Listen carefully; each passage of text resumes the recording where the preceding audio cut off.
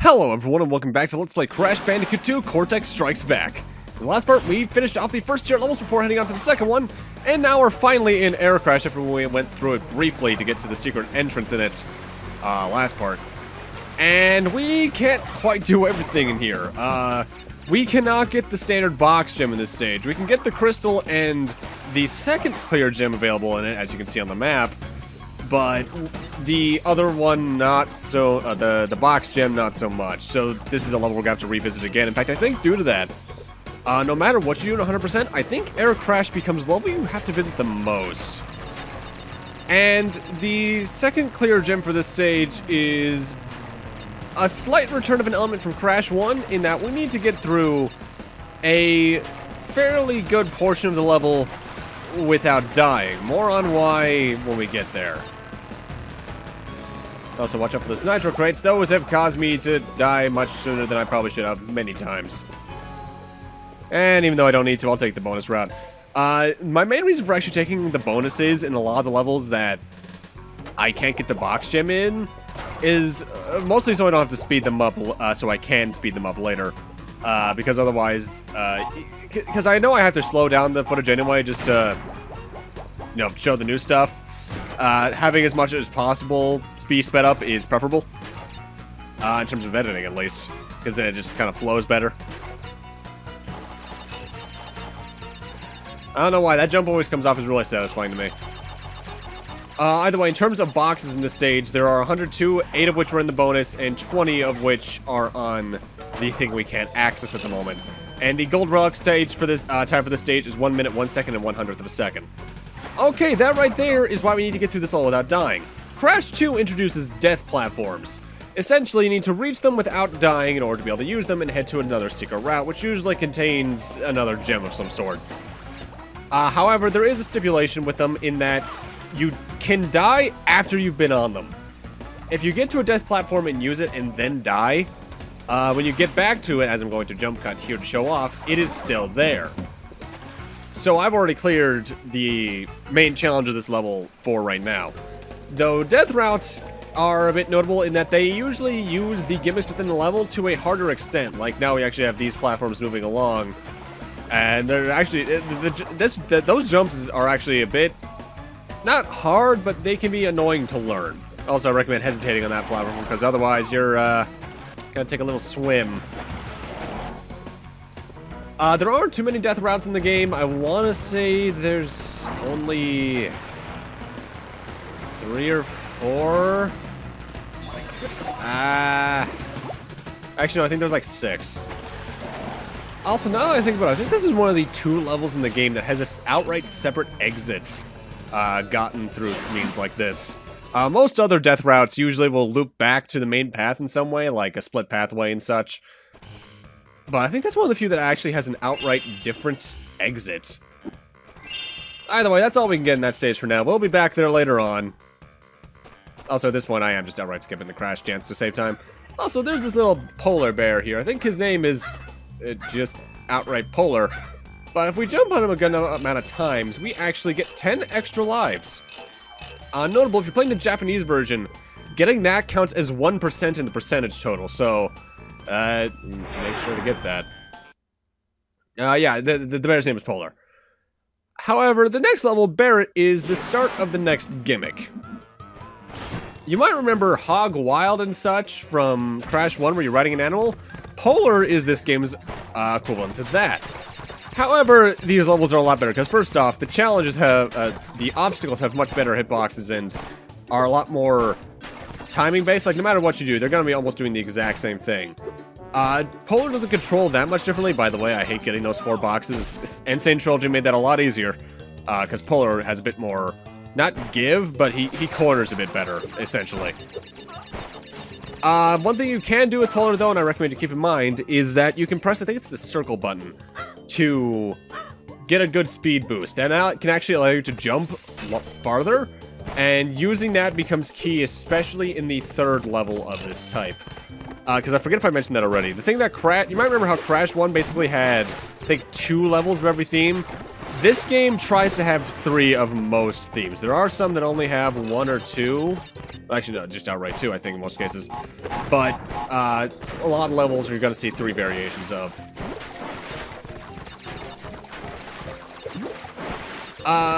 One thing that is notable, though, similarly to the chase levels, Aku Aku is outright banned from the bear levels, rather.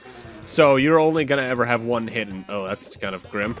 You're only ever gonna have one hit point in these stages. Not that it really matters, because honestly, the checkpoints are really well placed in these levels, and I actually really like the obstacles unique to these levels. Like I like the killer whales, because it keeps this is a good example of having the player keep an eye on what's in front of them, but also where they are at the same time. Because the obstacles just come off as really well done to me.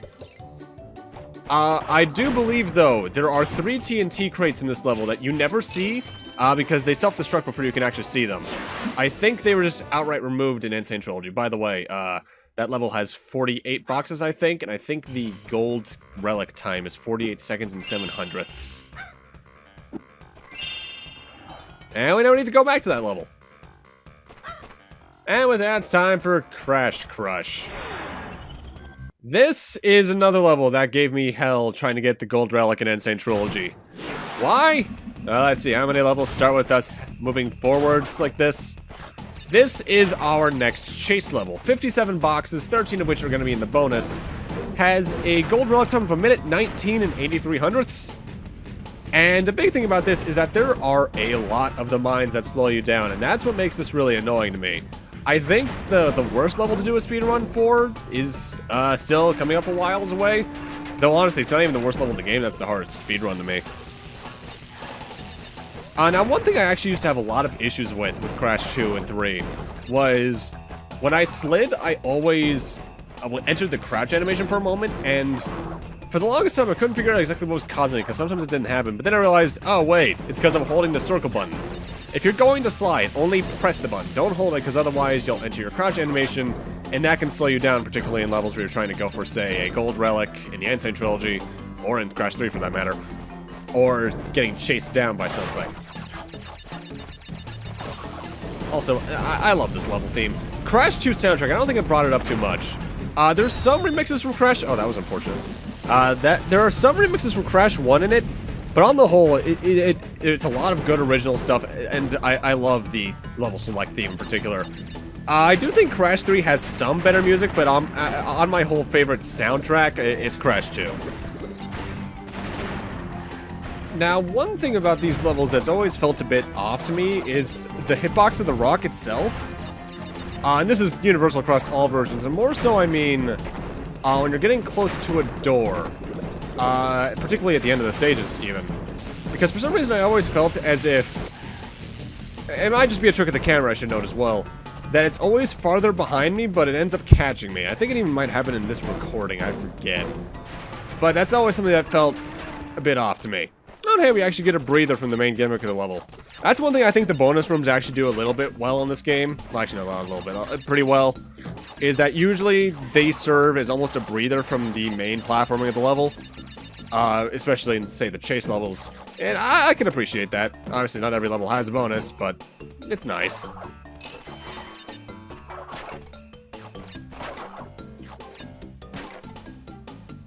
Now, I think, I forget if I talked about this already. My experience with Crash 2 is different from Crash 1, same with Crash 3. We didn't own Crash 2 growing up. We rented this from, I think it was the Blockbuster that's down the highway from, that was down the highway from where we live, rather. No, that place, that became a Ready-Med, I think, afterwards, and now I think it's a dentist's office? But we rented it from there a couple times, and I really enjoyed it back then. We rented Crash 3 as well from there, but I rented Crash 2 more often.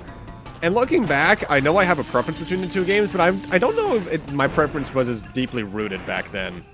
I want to say it was just because I was able to get farther in Crash 2 than I was Crash 3 when I played it. Okay, you need to use those boosters, by the way, from the previous area really quickly, because you need to be able to get those last 4 boxes in pretty quick time. Thankfully, I was able to do this right the second time around. I think those boxes might get destroyed by the boulder in Insane Trilogy, but I'm not entirely certain about that. Either way, that's Crash Crush. We're done with this level. And with that, we're on to the last level of Tier 2. I do think the game actually really starts to pick up pace in the second tier because there's not as many cutscenes with Cortex being watched. Plus, I think the levels themselves just hit the right length a lot of the time. Alright, now it's time for the eel deal. There are, I think, 79 boxes in this stage, 14 of which are in the bonus. Gold rally time of 1 minute, 8 seconds, and 46 hundredths. And this level gimmick, or level variety, is, I think, the hardest ones to speedrun in N.Gin Trilogy. Not this particular level. I'm thinking more of its cousin later on. But there is a lot of really tight platforming in these stages, and the main gimmick with it is the eels that the levels are named after, which are in the water. They frequent the electricity, they switch the electricity in the water on and off. And to this day, I still can't tell if the hitbox for the water starts when the yellow starts in total, or when the electricity is like a constant wave, not when it's flickering. I want to say it's when it's constant, but it's just never really felt right to me. However, you might remember if you're looking at the stage select, the green gem is in this level. Gee, I wonder what the purpose for all of these nitro crates are. I wonder if there's a false wall. I am not the biggest fan of that, I admit.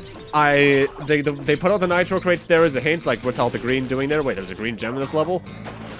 But, to me, I always thought that maybe you could have just had the door, the valve door open. Or at least, like, fade away when you got closer to it and reveal one of these doors ahead of us.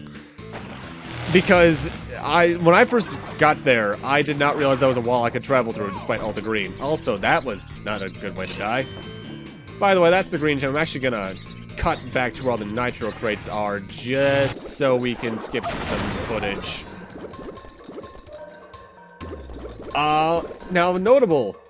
This was, I believe, originally supposed to be one of the later level tiers and be switched with a level from that tier, I believe, and it's a very infamous level that I'm talking about.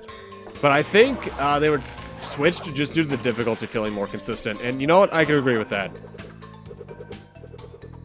Notable, though, if you're playing the N.Gin Trilogy and going for the relic, stay out of the water as much as you can because it does slow you down. Though, again, I recommend going after the relics in Crash N.Gin Trilogy Crash 2 for after you beat the game, because you get the Crash 3 dash power-up for doing so. Therefore, you can just have a lot of an easier time. In fact, I think it's required for all the stages. Now, something I always used to find odd, actually, I'm looking at Crash's model right now, is that for some reason on the cover of the game, at least the American version, I forget if it's like that in the Japanese version, Crash actually doesn't have his gloves. And I recall hearing at one point that that was like Naughty Dog's way of saying that the gloves are off, but I don't know, I feel like that was just their way of covering up an honest mistake. Also, that's a weird thing. This is one of the few areas, one of the few levels you can outright miss the gem if you go along the wrong path. Not many of those in the game, so it's kind of weird. Now, one thing I haven't quite gone over, even though I hinted at it earlier when we jumped on Polar, is how the game calculates the percentage on the pause menu. There are two ways. The American and, I guess I should more say the Western and the Japanese version. The way the Japanese version calculates your in-game percentage is 1% for each crystal, 1% for each clear gem, 2 for each color gem, 1 for each of the secret exits found, 4 for beating every boss, 6 for defeating the final boss, and 1% for getting the 10 lives from Polar. In the Western versions, it's 2% for each crystal, 1 for each gem, including the colored gems, 1% for each of the secret warps, and 3 for defeating the final boss. Alright, now we have a new gimmick. We can climb on certain grates like this to get through parts of the level. And you can hold down the crouch button to actually hold yourself up to the grate itself. You don't need to do that in this level, but in this level's cousin later on, you will need to. And it's these levels that make these, it's these sections rather, that make these levels pretty hard to speedrun. Because, first off, I don't think there's actually a way for you to go faster on them. I don't remember the crash dash working on those. But also because you need to do some careful jumps in order to get onto some of the grates early, and those can be kind of treacherous. Also, I hate these enemies because I couldn't figure out how to get past them for the longest time without taking a hit. You're supposed to just do a normal jump over them while going diagonally across the platforms. That becomes a bit more clear in the second version of these stages later on. Either way, that's the eel deal. Nothing too bad. I don't like the way that you have to find the green gem too much, but otherwise, overall harmless. At least for this point in the game. If you had started with that in the first tier, that probably would have been a bit dangerous. But that's also the final level of Tier 2, so once we get treated from a little cutscene, it's time for our second boss fight.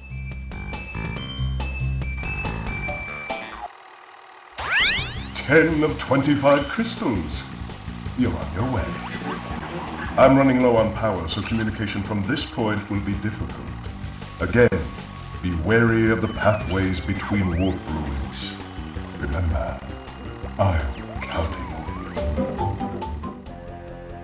Alright, cool. Let's head on up and see who we're facing this time.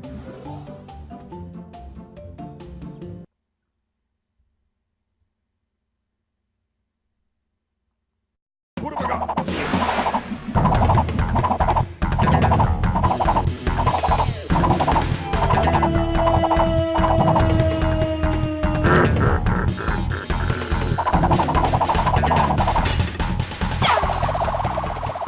For some reason they give you an Aku Aku for this fight, and I'm not entirely sure why.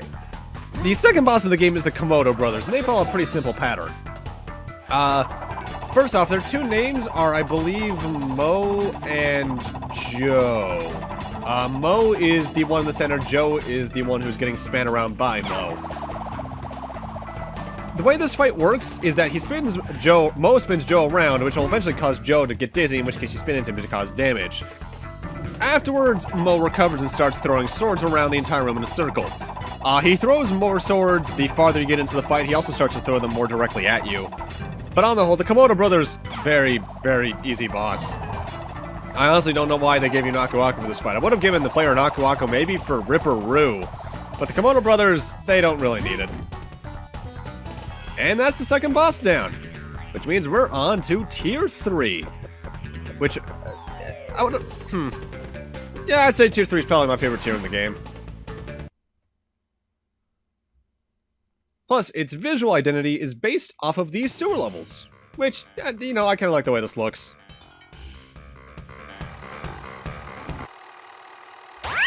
Good show, Crash. The Komodo Brothers obviously lacked your mettle. But now is not the time to get cocky. There are still many crystals to obtain. Remember, the world is counting on you.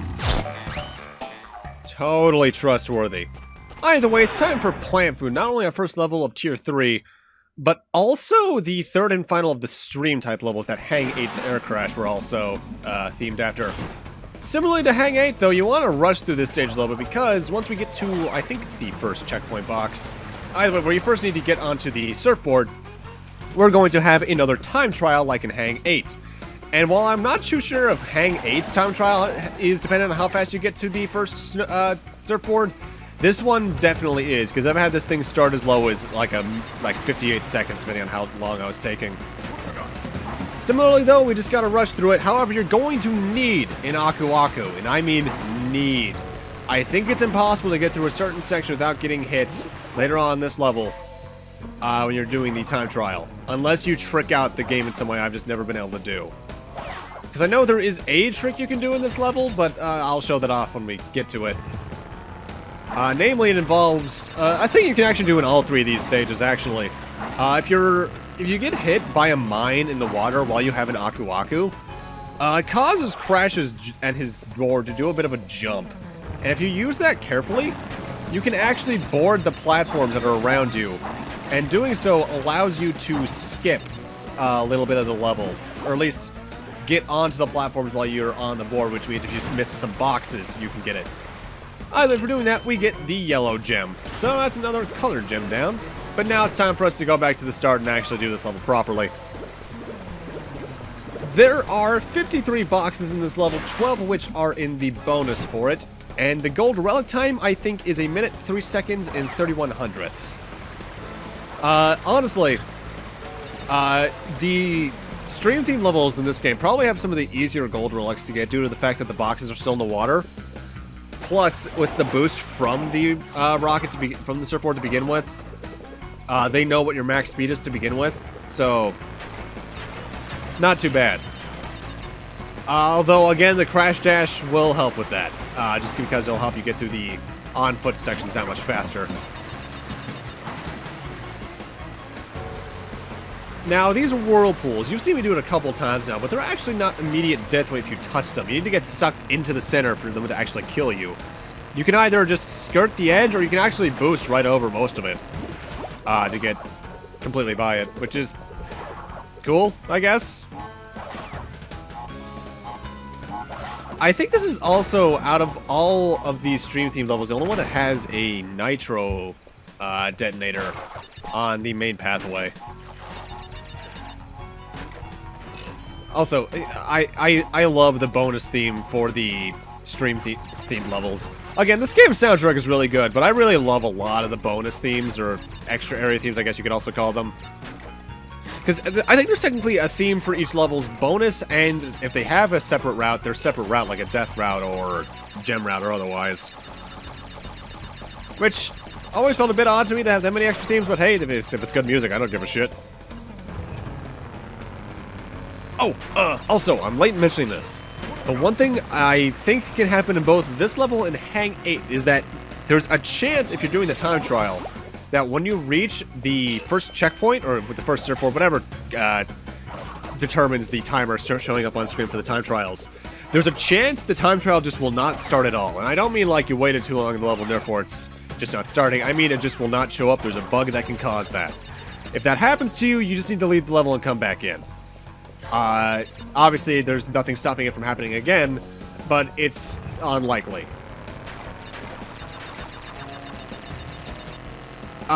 If that happens to you, though, I suppose you could also try just reloading your file just to feel a bit safer. Which, you know, if it does, might as well do it, right?